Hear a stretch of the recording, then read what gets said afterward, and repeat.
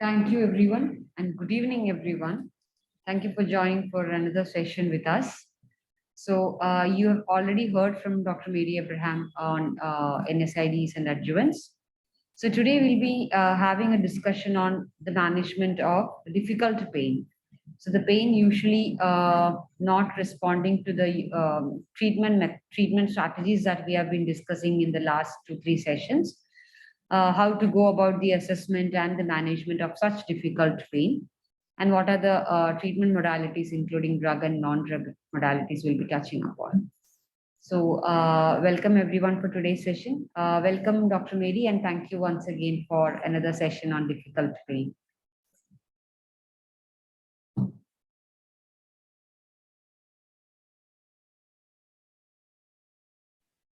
I would like to start share screening, Shripriya. Should I do? Yes, ma'am. Yes, please.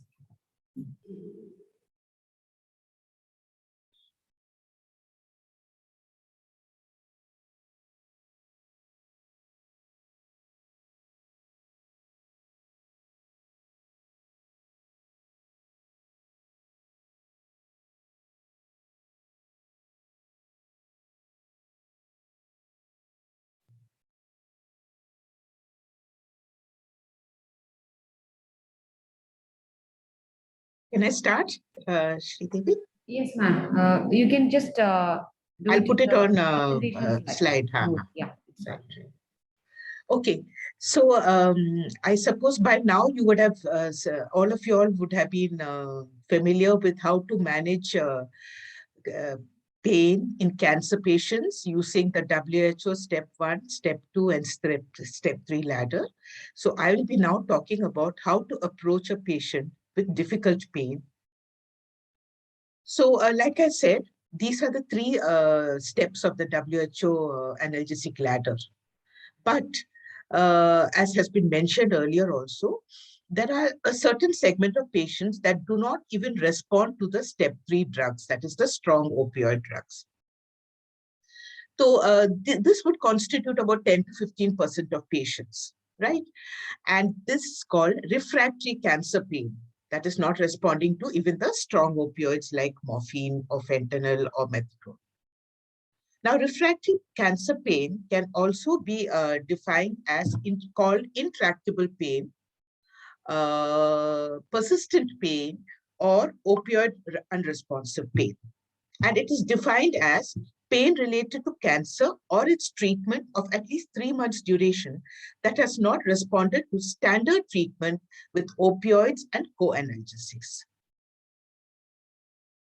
So what are the risk factors? Are there a certain category of patients that are more prone to get intractable cancer pain?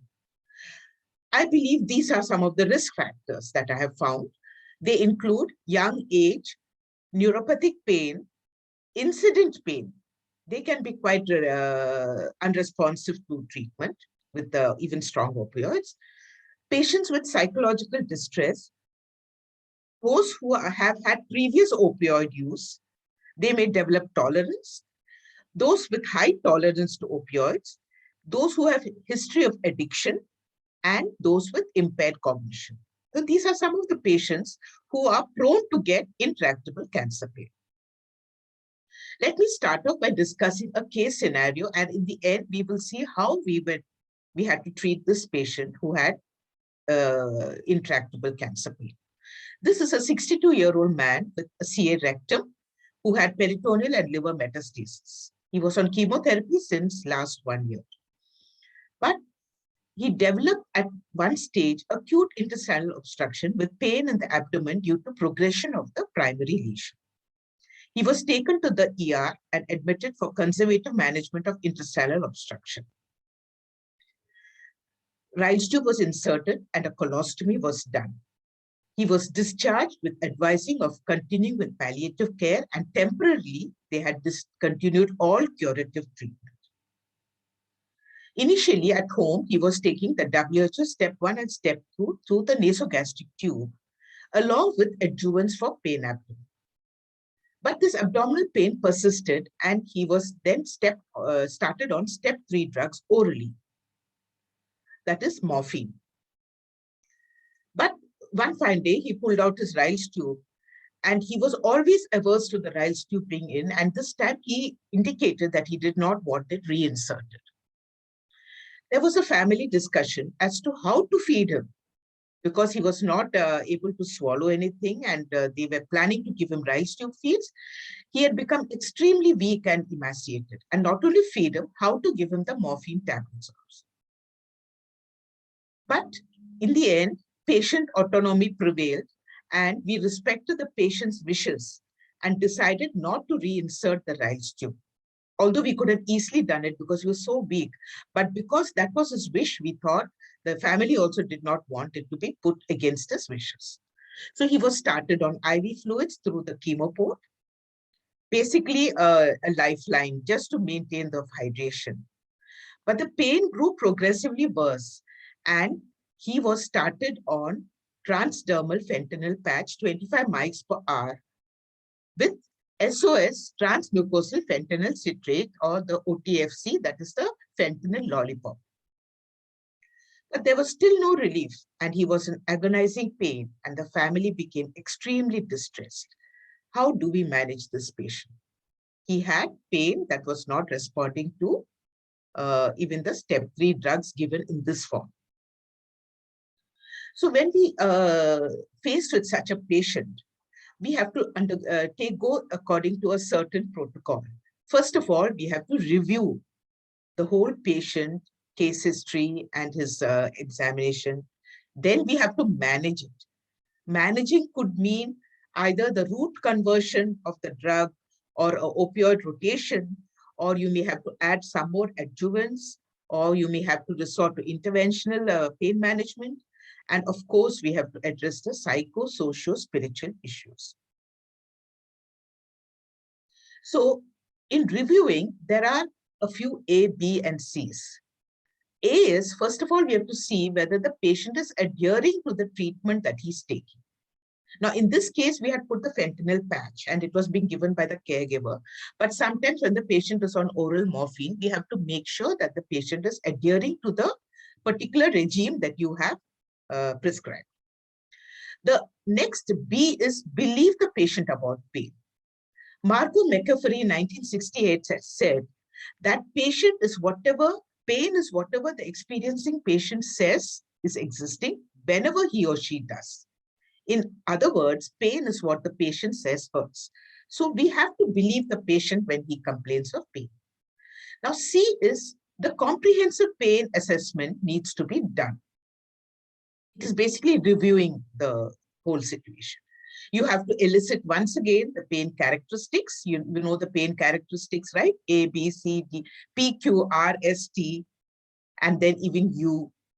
And then you have to go through the functional history once again, which will give about his daily activities and how much it is affecting his sleep and appetite and etc. Then you have to review the prior drug and non-drug history, review the psychosocial history, and examine the patient, and then once again review the whole patient. And then another C is correct the correctable factors.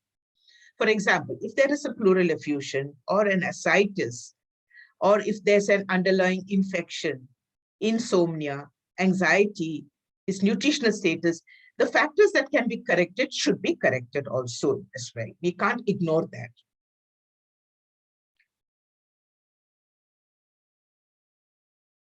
So in adherence to treatment, we have to see the prescription that we had written for the patient. Now, this is a sample prescription on the right side, in which we have written paracetamol TID, morphine 10 mg Q4H with SOS doses for breakthrough pain, then bisacodyl 10 mg SOS, lorazepam 1 mg HS, and gabapentin 200 mg PD. So you have to make sure that the patient is adhering to this treatment. And has he understood the dose regime? How often you have to give the drug? Is he going by the clock, or is he going, according to when the pain comes back, he's taking it? Maybe we may have to use teach back techniques as well. Tell them to once again read it back to you and say whether they are following it according to how you have written. So this is a very important thing when we are faced with patients with pain that is persisting despite your prescription. Now, there are some reasons for opioid ineffectiveness. I said that they are unresponsive to step 3 drugs. So what are the reasons for the opioid ineffectiveness? The most common reasons include when there is accumulation of toxic metabolites. I'll talk about it later on. When there's progression of the disease, it's a very common reason why the pain has now become difficult to treat. Or is there a new pain type that has now emerged? Is there now a neuropathic component, or is there a bowel obstruction as in this patient? Or is there spasticity? So you have to see whether there is a new onset pain also. Then intolerable side effects. That causes a plateau to which you can escalate your morphine. If the patient develops neurotoxicity, like sedation, delirium, hyperalgesia, myoclonus, you cannot step up the strong opioids. So that also becomes a factor in which you are helpless. You cannot continue with the escalation of the morphine drugs. Then is the route of administration a failure? For example, is there a poor oral absorption? Or is there diminished transdermal skin absorption, as in the patient that we just discussed? He was on fentanyl, but it was not working. Or is there a pump or needle or catheter malfunction? This is when you're giving intravenous, subcutaneous, or spinal opioids. Is there a malfunction of any of these devices that you're using? And very importantly, are there psychological, social, and spiritual factors? Now, when you have faced with the patient with difficult pain, you can resort to pharmacological as well as non-pharmacological options. The pharmacological options include manipulation of the opioids that you're giving. Either you can convert the route, or you can switch the opioids. That is called opioid rotation. Or you may have to add an adjuvant drug, depending upon whether there's a new onset pain, or if the pain is not responding, then you may have to give maybe an antidepressant, anticonvulsants, NMD antagonists, a whole lot of adjuvant drugs, which I think has been discussed earlier, may need to be added as well. Now, opioids, how do we give intravenous opioids for difficult pain? You can give it as a continuous infusion. That is when the pain is continuous. But if it is just an incident or breakthrough pain, you can even give it as boluses. Sometimes when the pain is both continuous as well as incident pain, then you can use devices like patient-controlled analgesia. Now, in this, there is a remote. The patient is getting either IV or subcutaneous infusion of opioids. And this can be administered through either disposable elastomeric pumps, like is given over here. So this is where you fill the opioid. And then, or you can give it as a continuous ambulatory drug delivery system. This is a pump. This is not disposable. You have to fill it, the morphine into this, and it goes through a catheter into the patient. It has a remote. Even this has a remote. So this remote allows the patient to self-administer the parenteral opioids. So there is a continuous basal infusion going on. But over and that, if the patient has breakthrough pain, he can give a bolus dose using the remote that is along with this as well as with this. Now, parenteral opioids. Route conversion. In route conversion, the same opioid is given, but you now change the route of administration. For example, if you're giving oral morphine earlier, you may have to go into IV morphine or a subcutaneous morphine. Or if you're giving transdermal fentanyl, then you have to resort to an intravenous fentanyl. Now, by using the IV and subcutaneous routes, you can achieve fairly high serum concentrations. And both morphine and fentanyl can be given intravenously or subcutaneously. But you must remember the conversion factor from oral to subcutaneous to IV. If you can remember, 3:2:1. That is 30 milligrams oral morphine is equivalent to 20 mg subcutaneous, which is equal to 10 mg IV. So if a patient is getting 60 mg oral morphine, then you have to give 20 mg IV. You have to divide it by 3. Now, there is no evidence of the superiority of parenteral versus oral opioids to control intractable pain. Yet, The European Association of Palliative Care recommends the use of parenteral opioid infusions in cases where oral or transdermal opioids fail to provide effective analgesia. Now coming to the next opioid manipulation, which is opioid rotation. Now in opioid rotation, you're using a different opioid, but you're employing the same route. For example, instead of oral morphine, you're now resorting to oral methadone. Now, what are the indications of opioid rotation? Some of the indications are intolerable side effects like neurotoxicity developing or poor analgesia despite titration. And how does it work? It works by incomplete cross tolerance. That means all the opioid receptors are not, there are some receptors in which the methadone can work where morphine is not working. Normally, there is a cross tolerance between opioids. That means when you give morphine, all the receptors are saturated. If you give another drug, it will not act on those receptors because they are all occupied. But because of the incomplete cross tolerance, there are receptors which can respond to the other morphine also, like methadone. And that way, you can have a greater anticipated potency with another opioid. This is because of the incomplete cross tolerance. So that other drug may be more efficacious than the previous drug. There are some steps for opioid rotation.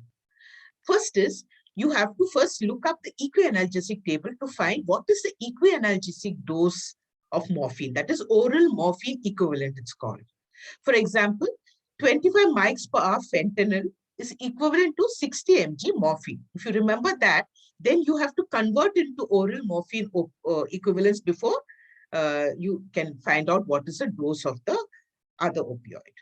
Then, once you find out the equianalgesic dose, then you must account for cross tolerance. I said it's only incomplete cross tolerance. So if it's a well-controlled pain, then the dose that you have calculated has to be reduced by 50%.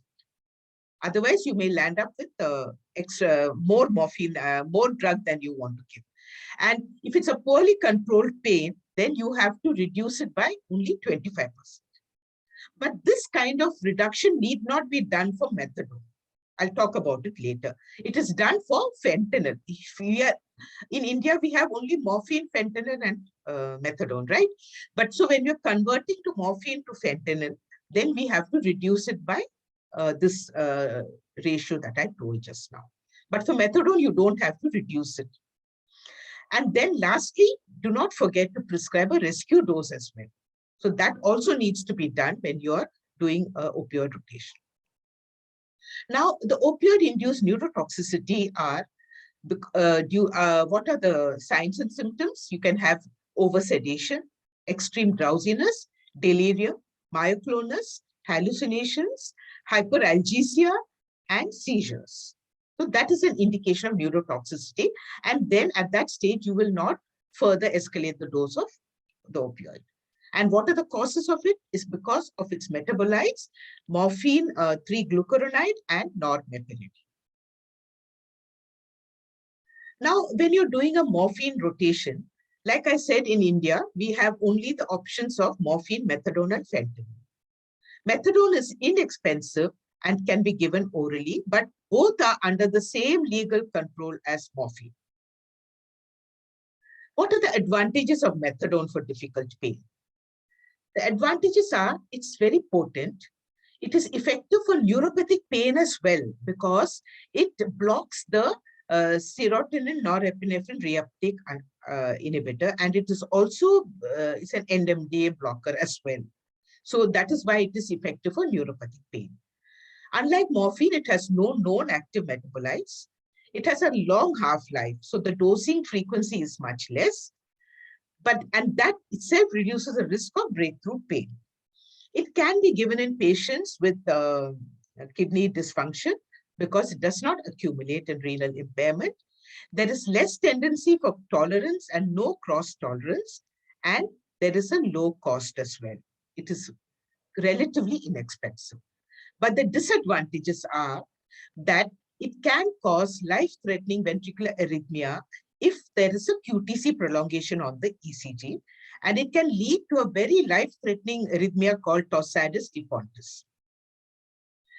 Other disadvantages, there is a risk of overdose as a half-life is variable. It can be in a normal patient, it can be 24 hours. In those with liver disease and elderly, it can be as much as 55 hours. So titration is very difficult. And so it has to be given only by experienced palliative care specialists.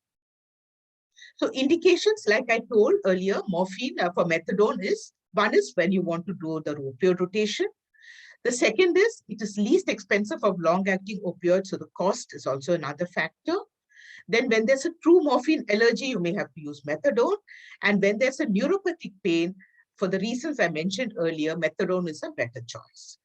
But the contraindications, like I said, is when the QTC is more than 500 milliseconds, it's better not to give methadone. When there's no reliable caregiver, when there's a history of sudden unexplained death in the family, could be a cardiac reason, then it's better to avoid methadone. And also when certain, because of the drug interactions, when the patient is on azithromycin, fluconazole, or amitriptyline, we have to be cautious when you're giving methadone. So when you're converting morphine to methadone, if you're giving 60 mg oral morphine per day, then the oral morphine equivalent of methadone is 2 to 7.5 mg per day. If it is between 60 to 199 oral morphine equivalent, then, and the patient is less than 65 years of age, then conversion is 10 mg is equal to 1 mg of oral methadone. But when you're giving a dose in excess of 200 mg, then you may have the conversion is 20:1. That means 20 mg oral morphine equivalent is equal to 1 mg oral methadone. Methadone is available as 5 mg tablets or syrup as 5 mg per ml. Now, as per, like I mentioned earlier, as per expert consensus white paper, the equianalgesic doses suggested for methadone are very conservative. So we need not account for incomplete cross tolerance. So once you find the equianalgesic dose, you can safely give it without reducing it, unlike what I mentioned for fentanyl. Switching to methadone from other opioids was also shown to be safe and effective in this particular study that they have done. The other strong opioid that's available if you want to do an opioid switch is transdermal buprenorphine. This causes better pain relief. It has good tolerability. It also controls neuropathic pain, and because of its long half-life, the breakthrough pain is much better. And it's available as Buvalor patches, either 25 mics per hour or 5 mics per hour. And each patch will last for 3 days, 7 days. Now, having seen all the pharmacological options, now once again, let us review the cause of pain. Is the pain nociceptive, neuropathic, or is it a mixed nociceptive and neuropathic? And is there any need for any other adjuvant drug? This is like I'd shown earlier also, I think, I'm not sure in my previous presentation, but nociceptive pain is pain that occurs due to tissue injury in the periphery. Anything beyond this, from the peripheral nerve to the spinal cord to the brain, comes under neuropathic pain. So there is a disease or lesion in the peripheral nervous system and in the central nervous system. Or it could be mixed, a combination of both nociceptive and neuropathic pain. So this is a neuropathic pain ladder. I've talked about it earlier also, in which you can either give step 1, you can give either an antidepressant or an antiepileptic. In step 2, you have to combine both. In step 3, you could add an NMDA antagonist like ketamine. And in step 4, you can give a local anesthetic. So these are the common drugs that are used in neuropathic pain. I'll just skip this slide. And now coming to ketamine, I said this can be used as a step 3 in the neuropathic pain ladder, very effective in neuropathic pain because it blocks the NMDA receptor, which is there in the dorsal horn of the spinal cord. And these are responsive, they may be useful in pain that is unresponsive to the antidepressants and the anticonvulsants, which are the step 1 and 2 of the neuropathic pain ladder. Now, ketamine is an anesthetic, right? But when you give it in sub-anesthetic doses, it is an analgesic as well. So when you're giving oral ketamine, you can give in doses of 10 to 25 mg TDS. When you're giving subcutaneous or intravenous ketamine, then you can give 50 to 100 milligram per day, or a maximum dose of 200 milligrams per day. But in certain cases of refractory pain or intractable pain, you can resort to what is called a burst ketamine or a pulse course of ketamine for a maximum of 5 days using a syringe pump. It is done in a hospital setting with proper monitoring. And for the first 3 days, you can give 100 mg per 24 hours. And if that is not effective, then you can increase the dose to 300 mg in 24 hours and give it for another 3 days. If that is not effective, then you can even go up to 500 mg in 24 hours. And that can be given for 3 days, and then you have to stop. So that is the burst ketamine dose schedule. Now, oral ketamine is particularly of value in the home setting in developing countries. They found that it can be given in certain cases of complex chronic pain if other treatment options have failed. But there is a side effects of ketamine like dysphoria, hallucinations, nausea, and vomiting and dizziness. So you can give psychotomimetic drugs which prevent these side effects like haloperidol or benzodiazepine. It can cause hepatotoxicity, particularly when there's a repeat course of ketamine, as in this case report. So you need to monitor the liver function when you're giving prolonged or repeated ketamine infusion. Ketamine abuse, when it is done for recreational purposes, can cause the patient to develop vesicopathy and lower urinary tract symptoms. But this usually resolves after cessation of ketamine therapy. You can keep that in mind as well. Now, coming to the local anesthetics for difficult neuropathic pain. Local anesthetics adds to the level of the calcium channel and decreases neuronal excitability. So it is useful in neuropathic pain, but there's a potential for serious toxicity when you're using local anesthetic. So it is reserved as a second-line treatment for severe intractable crescendo type of neuropathic pain. How do we give it? It can be given as an IV local anesthetic infusion. You you calculate the dose according to the body weight, 5 milligram per kg. Okay, so if a person is 50 kg, then you have to give 50 mg. 500 mg, right? 50 into, 5 into 50 is 250 mg. And that you have to add into 500 ml of normal saline and administer it over 1 hour using a syringe pump. The effect is usually transitory, but you have to do the cardiac monitoring as well. And you can repeat it maybe 2 or 3 times over the next few days. And you can also use topical local anesthetics like lidocaine patches. They are available now in India. 5% lidocaine patches are available. You can apply as much as 3 patches in a patient per day, but only keep it for 12 hours and remove it for the next 12 hours to avoid local anesthetic toxicity. Now, cannabinoids in difficult cancer pain. Cannabinoids has been used from ancient times to treat various ailments, but the use in medicine was restricted because of the legal and social concerns due to the drug abuse and misuse. But a few symptoms can be resistant to the current palliative care treatment, and in such patients with nausea, pain, and improving appetite, cannabinoids may be useful, may have a role in palliative care. However, there is an absence of robust clinical data proving that cannabinoids have a definite favorable risk-benefit ratio, and so it is not routinely administered in palliative care treatment. Now, in cannabinoid, there are 2 basic ingredients. One is the THC, which is a tetrahydrocannabinol, which is a principal psychoactive constituent of cannabis plant, and the CBD, which is cannabidiol, which has the anti-inflammatory properties. So this particular combination, that is nabiximol or Sativix, is an oral mucosal spray containing 1:1 combination of THC and CBD.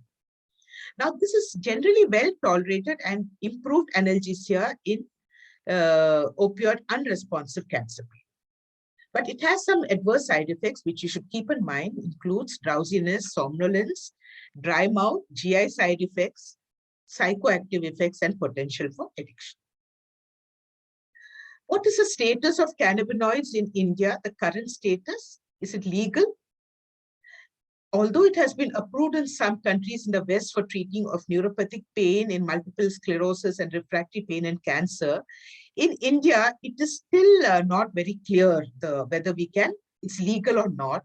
But recently, there was a petition in the Delhi High Court which is challenging the provisions of the NDPS Act and has asked that it should be legalized for medicinal purposes. And just 2 days ago, the center has informed the court, the Delhi High Court, that use of cannabinoids is allowed in India for medicinal and scientific use as per law, and it is not completely banned. But the exact way how to procure it is not very clear still. Now, coming to corticosteroids, like this can be given in some cases of difficult pain, particularly when it is associated with neuropathic pain, bone pain, headache from raised ICP, when there's obstruction of a hollow viscus, or pain from spinal metastasis. And dexamethasone is a first line of drug. It has a long half-life, so only once a day dosing is required. It also has the advantage of less mineralocorticoid effects. But it should be always given in the morning because it can cause insomnia. Another driven drug that you can add for difficult pain, particularly when there is spasticity, neuropathic pain associated with spasticity, is baclofen. It can give in a dose of 10 mg. We can give it twice daily and can escalate it as well. Now, bone pain. Now, that is a very important cause of refractory pain, and it is very agonizing pain. And this is because of the skeletal-related events, which could include a fracture or compression of a nerve or something like that. So it can affect the quality of life. So how do we treat bone pain? You can start off with corticosteroids and non-steroidal anti-inflammatory drugs for multifocal bone pain. Calcitonin, the latest review shows no significant improvement in quality of life, so it is not really indicated in bone pain. But bisphosphonates and denosumab are effective because it inhibits the osteoclast-mediated bone resorption and reduces the skeletal-related events. And of course, that is palliative radiation as well. So when you compare a bisphosphonate like zoledronic acid with denosumab, zoledronic acid is more cost-effective as compared to denosumab. It can be given IV, whereas that is given subcutaneously. There is more risk of renal toxicity with zoledronic and less risk of renal toxicity with denosumab, and there's less risk of hypocalcemia with zoledronic acid. The denosumab has been found to be superior in preventing and delaying the skeletal-related events as compared to zoledronic acid with a better median survival. Coming to palliative radiation for bone mets, the bone-targeting nucleotides are strontium and samarium, and selectively delivers radiation to the bone mets. It can cause good pain relief with preservation of function and maintaining skeletal integrity. And there is a less risk of serious side effects. But it usually takes a few weeks for the pain relief to occur. It is not instantaneous. And when there's bowel obstruction pain, then you can give steroids, octreotides, or anticholinergic drugs. Sometimes you may have to combine all three to reduce the symptoms due to bowel obstruction. Is there a role of invasive interventions in cancer pain, in difficult cancer pain? See, when the step 3 is also not responding, then you may have to go to step 4. So this was a slight modification in the WHO ladder, which was done in 2000, in which you can give various interventions like nerve blocks, epidurals, patient-controlled analgesia pumps, neurolytic blocks like celiac plexus block or superior hypogastric block, or use spinal cord stimulation, or even intrathecal pumps for morphine, right? So this can be given in those patients who are not responding to the strong opioid. So there is a role of interventions, pain interventions for cancer pain that is refractory to the the third step of the ladder. So now let us go back to the case scenario that I discussed in the beginning and review the causes of the intractable pain. Now, could there be medical reasons? This could be because of progression of the disease. The colostomy site looked unhealthy, so we were not sure whether it was functioning or not. Second is, was there a failed route of absorption? This could be either poor absorption of opioids, and in this case, it was whether the transdermal fentanyl absorption was not effective, or were there other psychosocial concerns. Anyway, this gentleman was readmitted to the hospital. The colostomy was found to be non-functional, so it was obvious cause of severe pain. There was a necrosis at the site of the colostomy. Then the conversion was done in this case. Opioid manipulation was converting the route from the transdermal fentanyl, he was put onto IV fentanyl. And that was started along with the supportive care, and gradually the pain subsided. End-of-life care was instituted, and this was explained to his relatives, and he expired free of pain 2 weeks later. But in this case, have we been too drug-centered or interventionist-centered in our approach? Are there non-pharmacological interventions also that can be done? Some of the non-pharmacological interventions include dry needling, acupuncture, biofeedback, reassurance and counseling, the other psychological therapies, or physical modalities like rehabilitation and physiotherapy. This has an important role. Physical therapy has an important role in palliative care. And it should be added as a multimodal or multidisciplinary treatment, particularly in refractory cases. So you can do ambulation with musculoskeletal therapy, neurological therapy, electrophysical agents can be employed, mechanical therapy. These are some of the therapies that are done with physiotherapy. Even education of the patient is also very important. And the various modalities that are used are heat, cold, TENS, teaching how to do the daily activities, and to maintain the functional range of movement by appropriate exercises.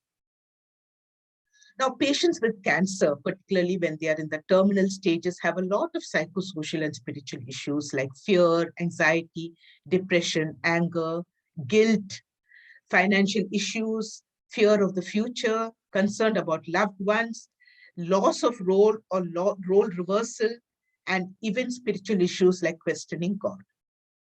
So for such patients, it is very important to counsel them, establish communication, maybe add medications, which are antidepressants and anti-anxiety medications, then support groups like teaching them art, music therapy, dance therapy, and maybe even giving them financial support. Now, in this patient, let us review whether he had any psychosocial concerns. He was a highly educated, retired doctor. He had no financial concerns because the cost of the medical treatment was fully reimbursable. He had a supportive family, a very caring wife and a daughter. His wife was a main caregiver and had taken the role of head of the family, and they were fairly affluent also. So there were no financial or economical strain on them.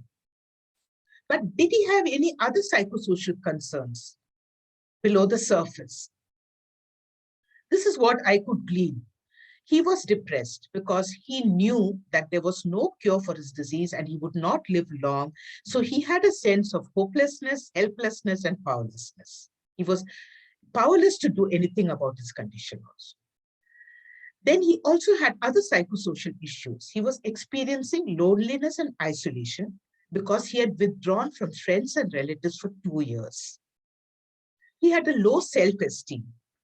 He was totally dependent on his wife, even for his self-care activities, colostomy care, etc.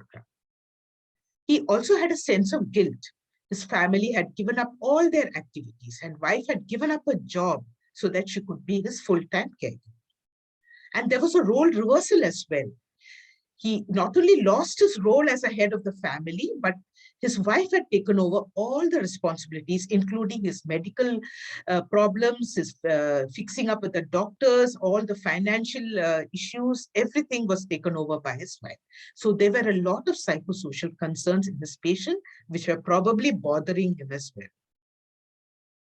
And now if you just briefly look at all the 3 steps of the ladder, you notice at every step of the ladder, besides the things like opioids and non-opioids, psychological counseling is there at every step of the ladder. Step 1, step 2, step 3. Even when you're going to step 4, that is the intrathecal opioids, or whether you're giving a peripheral neurodestruction like neurolytic blocks, again, you need to do psychological counseling. Even when you're doing the neurodestructive procedures, which are very, have more risk than the benefit, even their psychological counseling is very important. So this is a very important part of the non-pharmacological management of patients with difficult pain. Not only difficult pain, but any kind of pain. And if everything fails, despite all your treatment, the patient is still having pain, you may have to consider palliative sedation. We have to accept failure sometimes, but we can never desert the patient, and we have to be fellow travelers in their difficult journey. We have to be frank where failure is concerned, but we can convey that with sensitivity. And all the time, we should continue with the psychosocial, spiritual support and treat any intercurrent problems like worsening of the condition.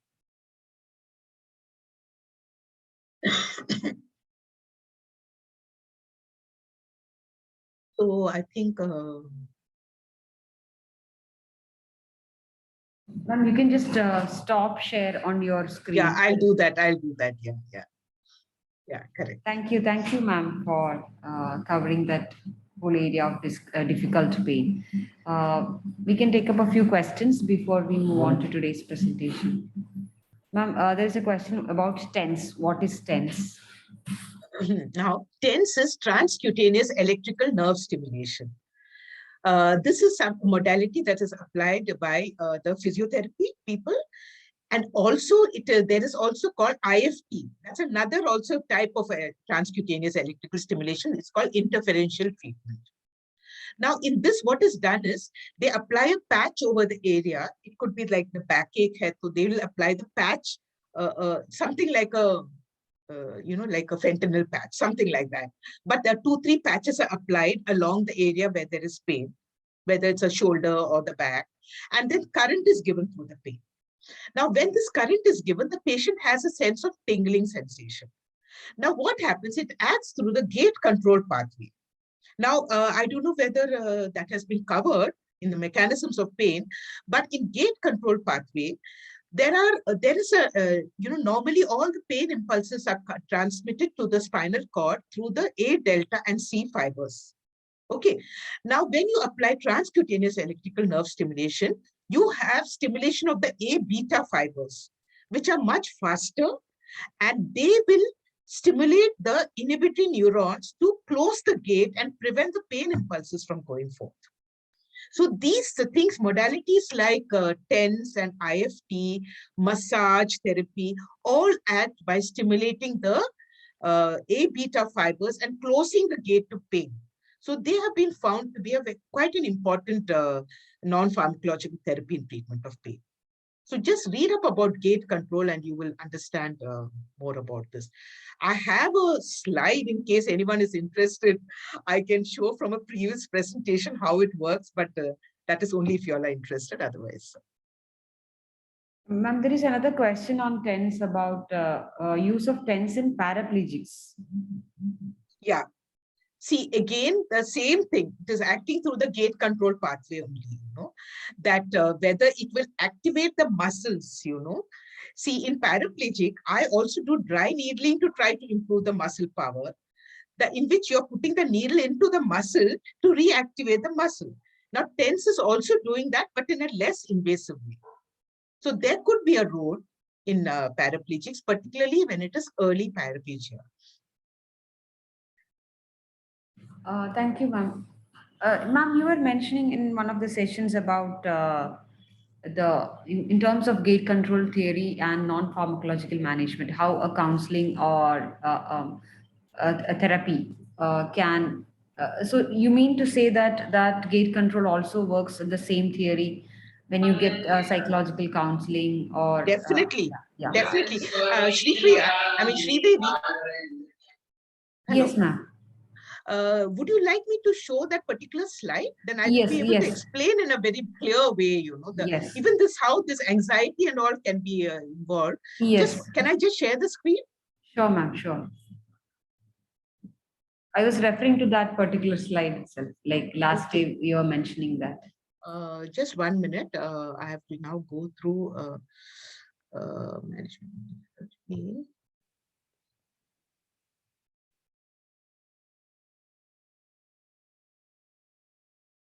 Yeah, I'll just show it to you. That particular slide, I'll show you how it works. Okay, this is what it is.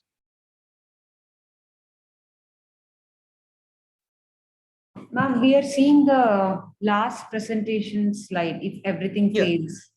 this is a one. You want me to show how this works, the tens and all? Ma'am, I believe the wrong window is being shared. Can you just close and try Now once? what we are seeing is No, that I'm showing you a different PowerPoint presentation. It's It's the not same. visible for us. Huh? It is not visible for us. How to do that? we are Sorry. seeing the old, the last PowerPoint itself. You can just close this PowerPoint in your laptop, open the other Okay. one and then share that. But 1 minute, I've opened the old one. And then how do I do it? Can you just stop sharing this particular screen? Stop share. Okay. And then click. Then it goes through the A, delta, and C fibers to the spinal cord. And there is something like a neurological gate over here. Okay. So through this, it will go up to the brain.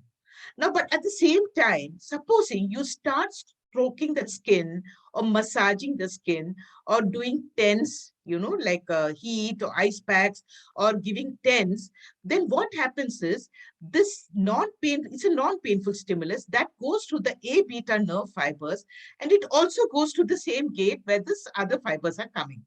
Now, when this goes there, it will close this gate and prevent this pain from going upwards. Now, other factors that can open the gate and allow painful impulses to go are anxiety, depression, inactivity, a chaotic mind. These are the factors that also allow these pain impulses to go up to the brain. Whereas if you do distraction, like for example, the child gets hurt and the child goes running to the mother and the mother just holds the child in her arms, the child is distracted. It can actually close the gate. You find the child will stop crying. Or relaxation therapy, yoga, meditation, just being optimistic, or aware of your own breath, breathing therapy, all that can also close the gate because it will prevent this neurological gate. This theory was proposed in 1965 by Melzack and Wall. And it is still applicable now, 50 years later. They still say there is a role of this gate control theory. And that is a rationale for giving ice packs, heat, massage, TENS, or other therapies, psychological therapies, how it acts to prevent this impulse from going up. Is it okay? Yes, ma'am. And again, this is how it is working. Like, for example, this is the A delta and C fiber. And this is now going into the spinal cord, and through the projection neuron, it is going up to the brain. But when there is an A beta stimulation, like I said, because of TENS or massage and all, this is actually stimulating this inhibitory neuron or an interneuron in the spinal cord, which will prevent the projection neuron and it's closing the gate. You understand? This is the other way. The same thing I'm telling in a diagrammatic way. Okay, now I'll just stop the screen share. Okay. Thank you, ma'am. Thank you for the clarification. That picture is very useful. That's why I asked that specific question. Ma'am, there is a question on how long the epidural catheter can be kept for pain management in terminal cancer patients. Okay, now that is the problem, that epidural catheter. See, if it is in the hospital setting, it is fine. But how do you keep the patient at home? There is a chance of infection happening. So that is why it is not like maybe maximum 1 week, 2 weeks, but beyond that, at least home care, at least it's not possible. But in hospital also, there is a chance of infection, and we have to be very careful about that, because that infection can be worse than the problem being other problems. So we have to be very careful. I don't think you can give it for more than 1 or 2 weeks at least. But if you're giving a totally implantable pump, like an intrathecal pump, then it can go on for weeks together. But that's very expensive, I don't think, it's in the range of 8 lakhs and all. So that is totally implantable. So there is nothing on the skin. Even when you're giving the bolus dose into the pump, it is done through non-boring needles. So you're not causing any sort of breach in the skin. There's no breach in the skin. So that has less chances of infection. But otherwise, there is a possibility of infection. Yes, we also do get a few patients. We have had few patients with terminal cancer with an epidural catheter, but they were actually terminally ill. So they didn't, they were with us only for around 3 to 5 days. And when we handled them, we were extremely careful in not causing the infection and while giving the boluses and reconnecting the infusions. But we have seen that it works really well for difficult pain. Yes, yes. Any other questions on today's topic? Any of the drugs that ma'am was, she'll be the best person to answer those questions. So if you have any questions about today's difficult pain, any of the drugs or any treatment modalities, please unmute yourself or you can type it in the chat. Good evening. I am Dr. Bilal, resident doctor in community medicine. I just wanted to know about the mechanism of action of the acupuncture technique. Is it nowadays we are using it or practicing in day-to-day patient care? See, I don't use acupuncture. Or acupuncture may be effective for certain things like post-operative nausea, vomiting because of chemotherapy. There's a point in the hand here, which is called P6. It is even mentioned in the Miller's textbook of anesthesia that this is good for post-operative nausea, vomiting and chemotherapy-induced nausea, vomiting. But what I do is what is called dry needling. Dry needling is, I use acupuncture needles and I used to treat, like for example, a back pain. Back pain because of meds. You find that there is a lot of muscle spasm in the back. To relieve the muscle spasm, we can do dry needling. So dry needling is a technique by which you're relaxing the muscles and causing pain relief. So that is something that I'm doing for chronic pain, but it can also be given for cancer-related pain as well. Like, for example, patients who had a post-mastectomy, you see, and they have severe pain in the arm because of the spasm of the muscle of the chest, the pectoralis major and all. And you can see the muscles are so tight and it is having such severe pain. You can actually needle those muscles and relax the muscles and cause relief of pain. So it has a role, particularly when there's a spasm associated with the pain. That is not acupuncture, that's called dry needling. There are a few questions on, the first one will be on the dose of fentanyl as infusion. I think that depends on which dose the patient was on, either whether it was morphine or fentanyl, and that has to be converted. Ma'am, would you like to, there are a few more questions which ma'am you need to answer, which is about biofeedback. See, in biofeedback, it is a technique employed by both the physiotherapists as well as the psychologist. Okay, in which the patient, various electrodes are placed, to detect the pulse. Like when the patient is having a pain, the pulse rate increases. Now, in this biofeedback, the patient can be aware that the pulse is increasing or the breathing is increasing and it is going back to the patient, and he consciously tries to decrease it by decreasing the pulse and breathing. That's why it's called biofeedback. Okay, it's a complicated technique, but it is done by the physiotherapist as well as the psychologist, in which the patient's parameters like pulse and respiration, which are increasing because of pain, are fed back into the patient, so they try to control it, and then the effect of pain on these parameters are reduced. That is called biofeedback.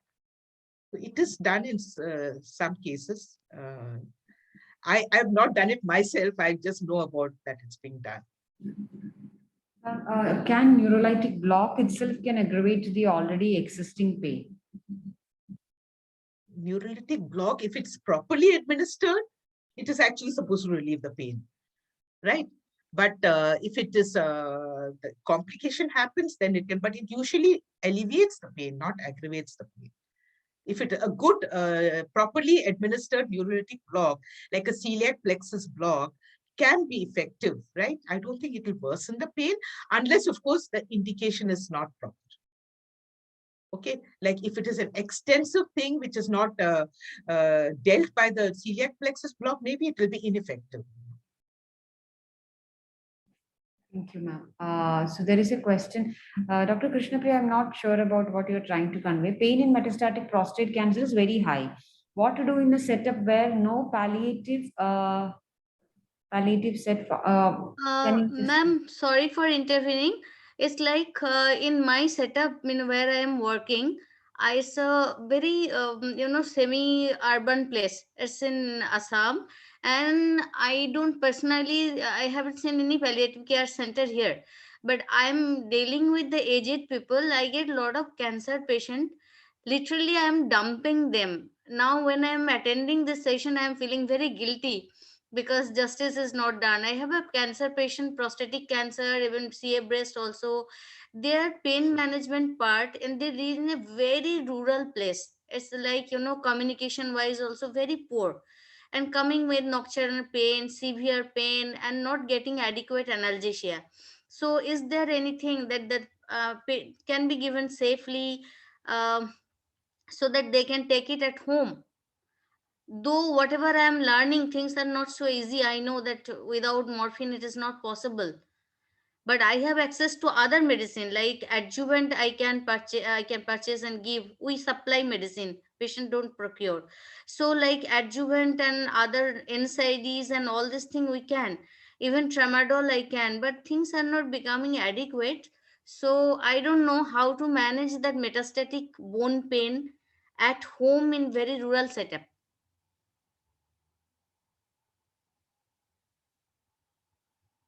Thank you, Dr. Krishna. You have to go by the WHO step ladder, like, if it depending on the severity of pain and whether there are other features also, whether there's a neuropathy component or like bone pain and things like that. So if you go up the ladder, like, depending on the ladder, so if the pain is mild to moderate, you can easily treat it with the step 1 and step 2 drugs that are available with you, right? Yeah. But it's very important to explain that it has to be given by the clock, by the ladder, and according to the duration of action of drug. Like if you give paracetamol twice daily, it will not work.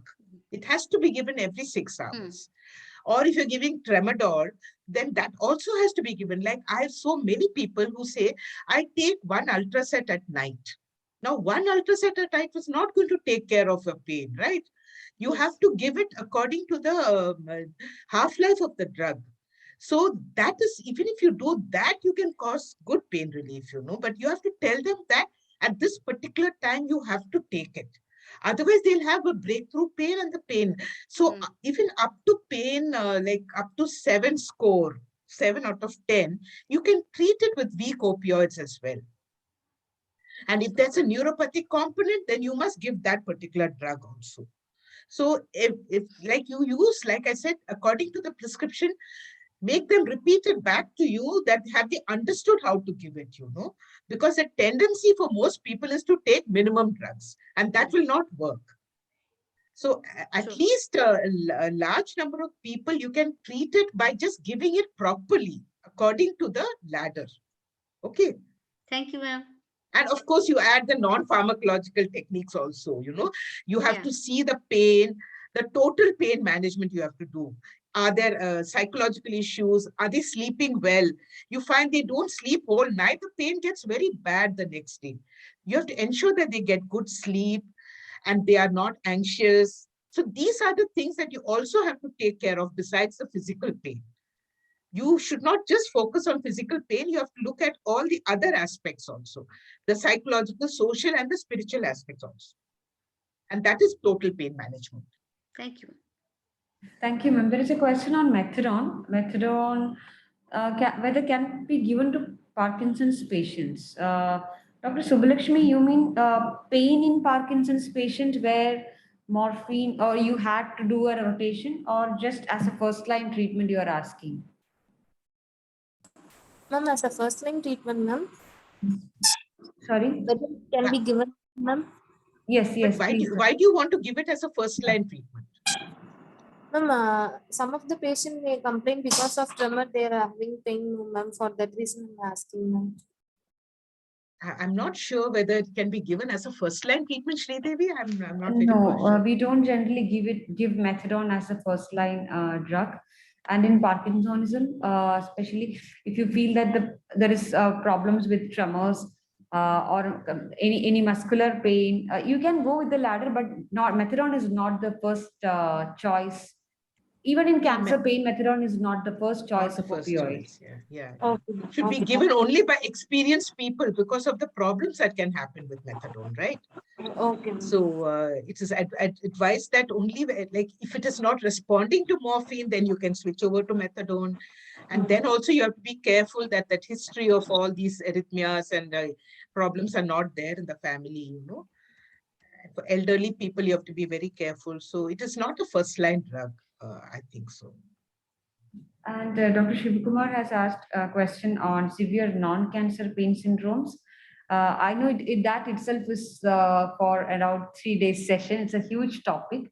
I think in our learning materials that we share, there is a document on chronic pain guidelines by, I think, American Society of Study of Pain. But ma'am, would you like to just say a few words on, I will be sending that document, but ma'am, want to What is the question exactly? on severe pain in severe non-cancer pain syndromes, how to approach a patient? Like burning mouth syndromes. Is it like a burning mouth syndrome? Okay. See, basically you have to again assess the pain. Okay, whatever it is, you have to assess the pain. Is it nociceptive, neuropathic? Now, in this burning mouth, it is more suggestive to be neuropathic pain. In which case, you may have to give the anti-neuropathic drugs. So this again, you have to start off with, we have that ladder I told you, no? You can start off with an anticonvulsant, antidepressant. So these are very good for this kind of a patient. I had a patient who had pain in the tongue.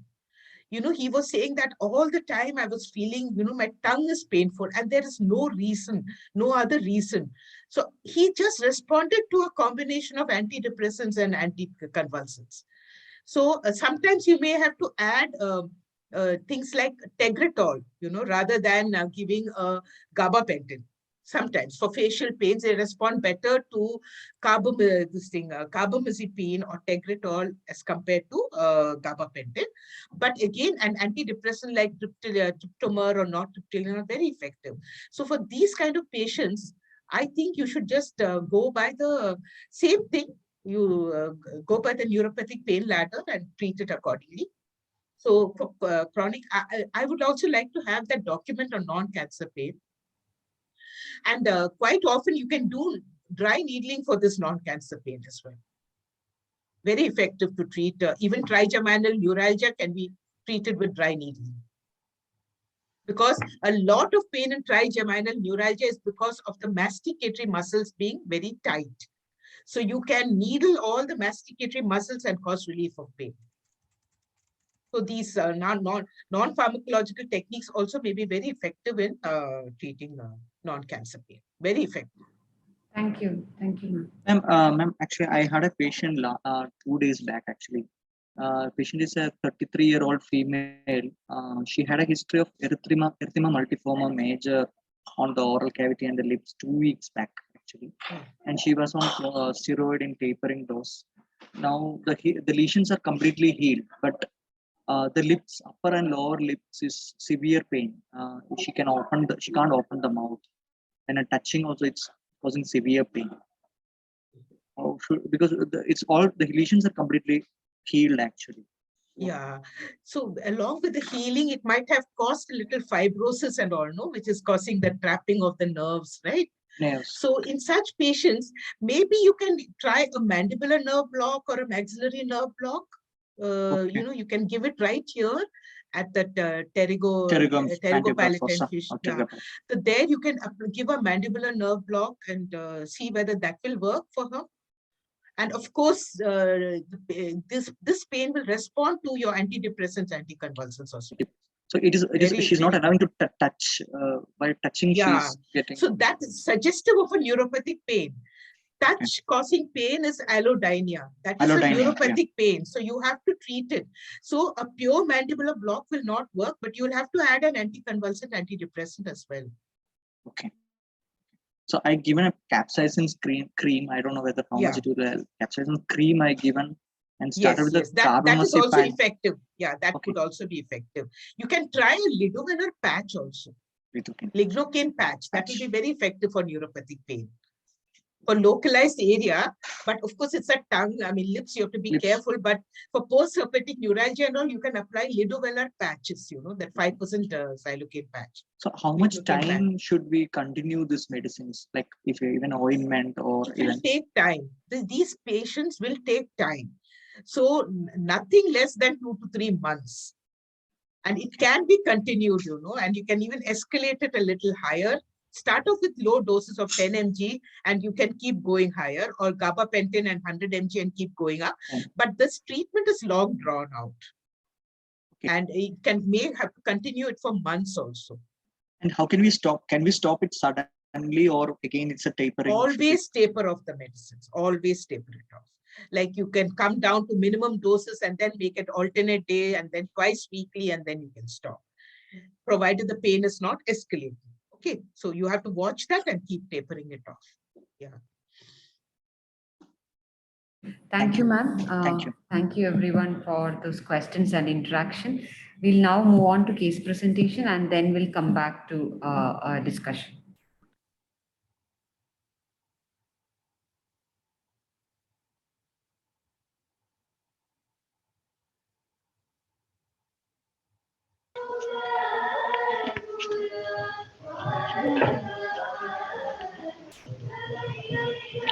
Good evening, everyone.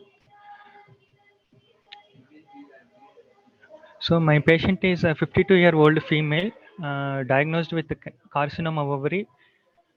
It's an advanced stage with peritoneal and rectal metastasis with enlarged pelvic lymph nodes, along with bilateral lower limb deep vein thrombosis.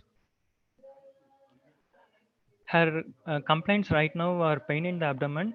There is a mass abdomen which is 20 weeks in size. There is a weakness. She is also feeling anorexia, nausea. Had to maintain sitting position due to the mass, swelling and inability to move both lower limbs, and there is a constipation. She is an apparently healthy and active person 1 year back. She developed a loss of appetite and weakness. Then she got investigated and was diagnosed with carcinoma of ovary. She went through 14 cycles of chemotherapy, which included cisplatin. Later, the treatment goal was shifted from curative to palliative care. She was able to walk, maintain personal hygiene until past 1 month, recently having generalized pain all over her body with no specific character. She was unable to move her legs and have to maintain a sitting position to avoid abdominal stretch, discomfort, and pain. She is also having constipation and nausea.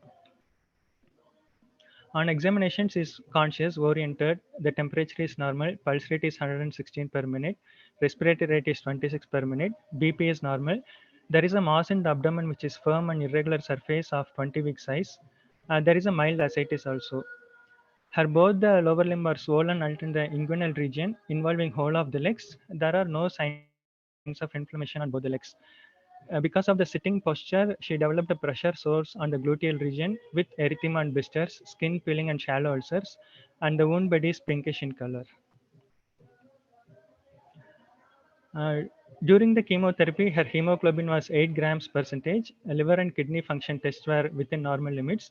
MRI showed ovarian mass involving parametrium, enlarged pelvic lymph nodes, peritoneal and rectal deposits, and liver surface deposits.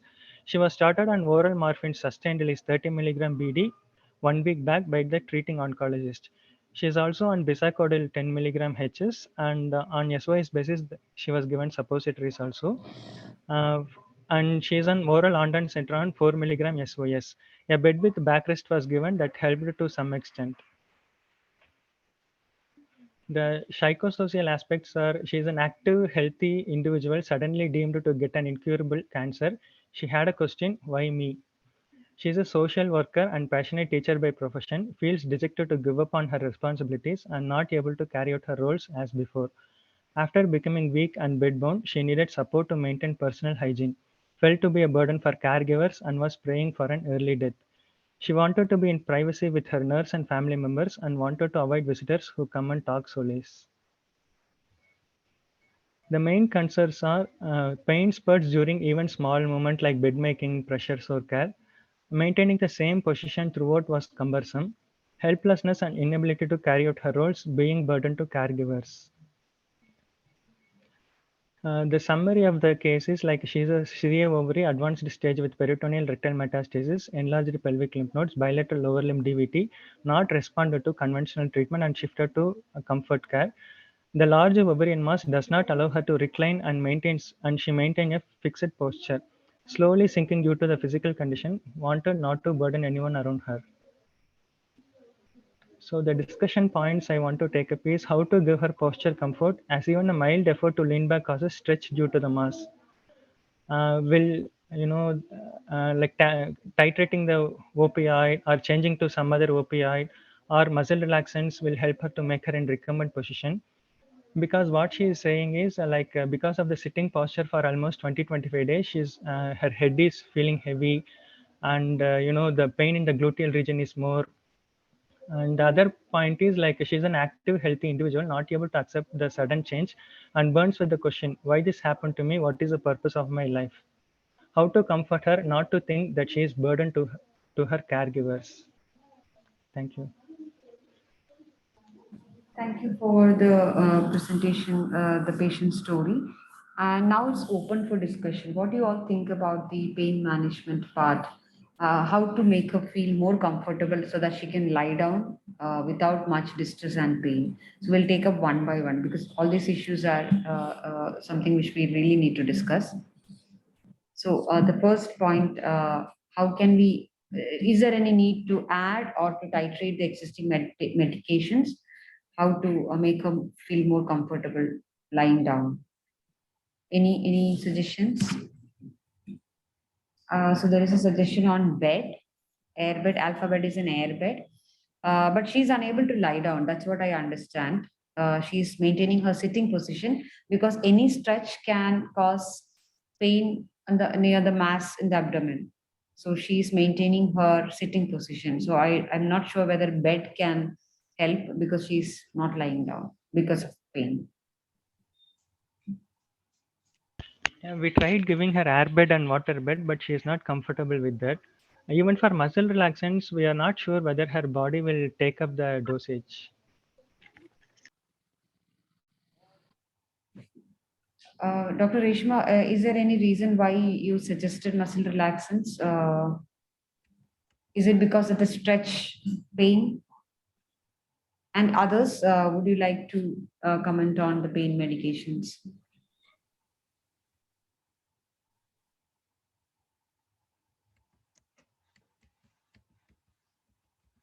Ma'am, we would like to hear from you. What do you think about managing the pain? Again, like I said, the whole template will be on total pain management.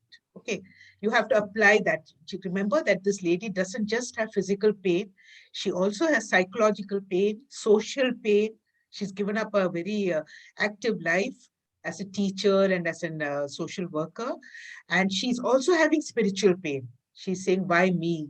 She's questioning God also. So all that has to be addressed and not just think of physical pain. We have to put our lens on all the other aspects of the pain that she's experiencing. Only then she can get relief. So when you look at the physical pain, I feel that that morphine SR may not be the best drug. Immediate release will be always better than particularly when the pain is not controlled. It's always better to give an immediate release, that is the one that acts for 4 hours.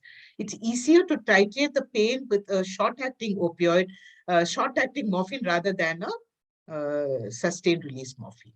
That is one. So we have to start with every 4-hourly morphine rather than give it twice daily. And then we have to add an non-steroidal, or a step 1 drug also to this, like a paracetamol, or even better, an anti-inflammatory drug. Maybe in this case, an anti-inflammatory drug may be useful. So you have to add an anti-inflammatory drug like Brufen, ibuprofen, or naproxen, any one of those anti-inflammatory drugs. We may also have to add a neuropathic drug also. Because there will be a neuropathy component, because there will be some nerve involvement and nerve lesion in the nerves also. So you'll have to add a neuropathic drug as well, whether it is gabapentin or tryptomer or whatever, even tryptomer is good enough, and then you have to slowly escalate it. And of course, a muscle relaxant should be given for her. And then, of course, we have to see if she's not getting sleep, then we'll have to address that and give her a sedative at night. And of course, it is the most uncomfortable is for her to sit up all the time. How to make her lie down. I think if her pain decreases, maybe she'll be able to lie down better. But for that, you have to, Sridevi, what would you say? Any other inputs from you where the pain is concerned? No, ma'am, I think I agreeing to the same that you were mentioning. So someone was mentioning step 4. So I want to convey that before we jump from one step to the next, we need to make sure that we have optimized whatever was mentioned in step 1 and 2. Have we given the optimum dose of whatever? So this patient was on morphine. Have we given the optimum dose of morphine? Why it was just not escalated? Was there any side effects? Was her pain was it responding to morphine? If so, we can easily increase. And as madam was mentioning, it's always good to use immediate release if the pain is not really controlled, because SR morphine, it's slightly difficult to control the pain if there are a lot of breakthrough pain in between. So it's better to start with immediate release, and once you realize that the pain is stabilized, doesn't need any extra doses, comfortable with the dose, then you can change into SR so that they need to take only twice a day. But I agree to what madam says, and a very important point is to, even when you choose adjuvants, we have a tendency to jump from one class to the next class, but make sure that you understand the optimum dose, you have reached there, or some side effect has happened, or you think that the other drug is better for this particular pain. So rather than just checking one step and then jumping to the next. So it's very important to optimize each step before going into the next. I totally agree with adding the lorazepam or any benzodiazepine, so that there is a muscle relaxant action as well as a sedative action as well. So even I felt that the patient is sitting because of the pain or some kind of discomfort. There is a slide mentioning that position change or everything causes pain to her. So there might be, we have heard about the central sensitization where the untreated pain can precipitate as whole body pain. And madam just now mentioned about allodynia. Even just touching the patient feels, it can be that, we don't know, after proper assessment we'll know. But the central sensitization is something that we really need to consider, where patient can present with this kind of pain. Yes, very well said. Yes. Any other? Yeah, there is a comment on management of bed sore. Yes, that is also very important. Many a times we see patients' pain is just from the bed sore, not this particular patient, but it is very commonly seen that when they say pain, then you ask more and more about it. Then we come to know that it's mainly from the bed sore. Yeah. So there is a suggestion on debulking surgery. So that is something that we need to discuss. Every time when you suggest this extensive procedures, one thing we need to consider is that whether the patient is going to get benefit. what is the prognosis? Where exactly in the illness trajectory the patient is right now on? Because I think from the description, it seems like she's more towards a terminal stage with all her findings and whatever she was going through. So posting for a surgical procedure, even if it is a palliative, it needs a lot of effort to take this patient from the place where she is to a hospital and then undergoing surgery and then recovering from the surgery. Yeah. So And the all this- surgery itself will cause a lot of pain. But before considering surgery, we can even think of a step 4. If you have given the step 3 properly and the pain is still there, then maybe we can go to give a superior hypogastric nerve block. That can reduce the pain due to all this rectal and ovarian cancers and things like that, because it blocks the superior hypogastric plexus. But again, it should be done, I feel, only when you've given all the treatment properly. And if that is failing, then you can go in for a step 4. Thank you, ma'am. Dr. Venkatesh, I think you have asked a question on halitosis. I don't think this is this comes under today's topic of discussion, so I'm not taking it up. So there is a question from Dr. Shaurya that say similar patient in our hospital with CA cervix, locally advanced disease with vulval mets. She refused palliative RT and has severe pain on any movement. Oral morphine is the only available medication in our setup. We escalated the dose along with well-timed NSAIDs, but no relief. What can we do to help her? Dr. Shaurya, it would have been wonderful if you could have written it, the assessment part, and sent it to us. We could have easily discussed it.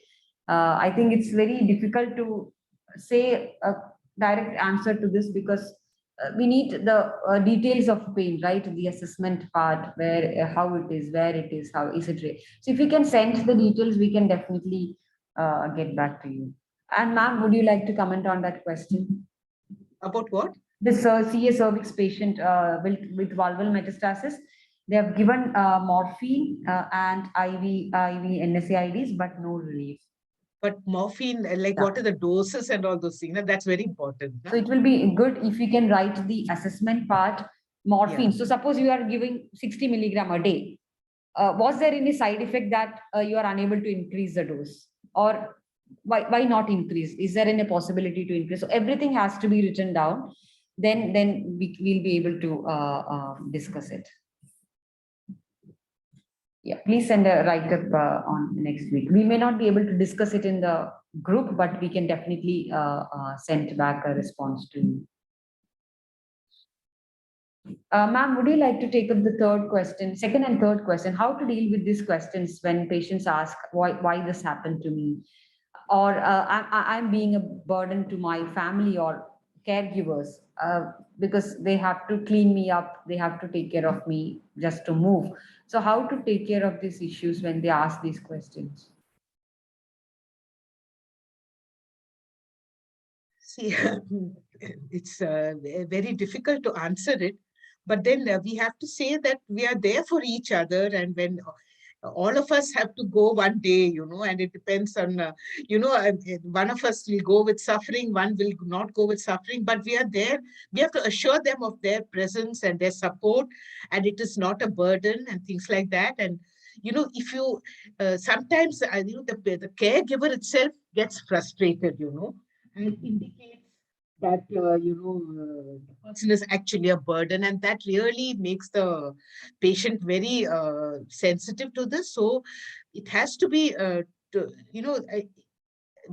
these are the things that we cannot contend with in life, that when something happens, you have to accept it. A certain degree of acceptance has to be there. And then with that acceptance, then how do we move forward? But at the same time, the caregiver has to be very, very sensitive to the patient's needs and not at any point of time show that they are a burden, because then that can sort of make the person feel very this thing. And maybe, I don't know, Sridevi, you have more experience in this, I think.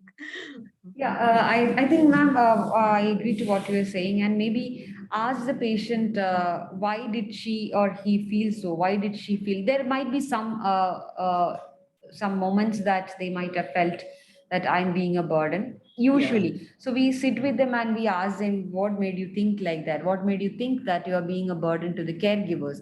So usually they open up, like, I've never been dependent on anyone for my daily activities. Now I'm being dependent on my children just to have a glass of water. So then we have a separate conversation with the patient's caregivers, children or husband or wife, and then we ask them what they are going through. So then talking to them together sometimes work out. Like, as Madam said, the caregivers have to be really very sensitive. I remember before the COVID time, we never used to wear mask, even if we were dealing with such maggots filled wounds. We can smell those wounds and a patient's body the moment we open the gate. But we never used to wear mask, because the moment you wear mask, the patient's facial expression suddenly changes.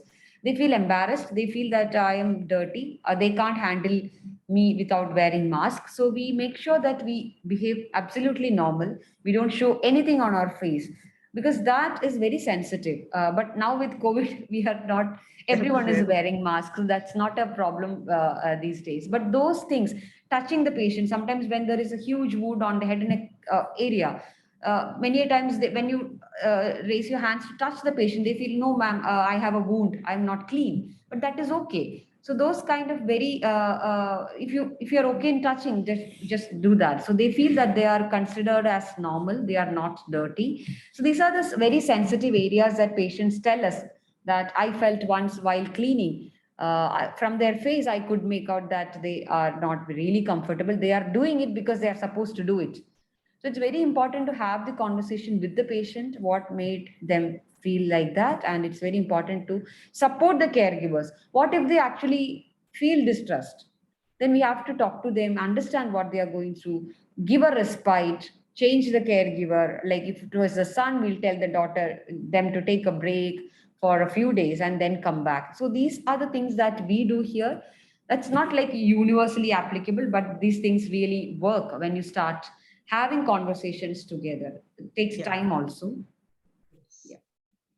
So there are a lot of therapies that the psychology people do in terms of these questions on existence. I think there is a whole course or a book on dignity therapy where they address these. So we are not trained in that, but we have psychologists who deal with those questions. And the dignity therapy part of it. I'm not trained in delivering that. So I think if there are no more questions, we can wind up today's session. So that was a wonderful discussion that happened today's session. Thank you so much, ma'am, for coming, for taking this session. That's a wonderful session, very informative for all of us. And thank you all the participants for making this more interactive so that we can also learn from you all. We are also thinking, okay, what to do in that setting. So we also learn new things during each session. So thank you everyone for the interaction, and see you on Monday again. Thank you, ma'am. Thank you so much. Thank you. Thank you so much. Thank you, Dr. Mary Abraham, for your valuable time. In spite of your busy schedules, you joined us and gave so much insightful information regarding this topic. And thank you all the participants for joining in. Along with that note, this is Sri Priya, along with Dr. Sridevi Warrior and Dr. Mary Abraham, signing off from the Tips Echo Desk. See you in the next session. Till then, everyone take care, stay safe, stay healthy. Bye-bye.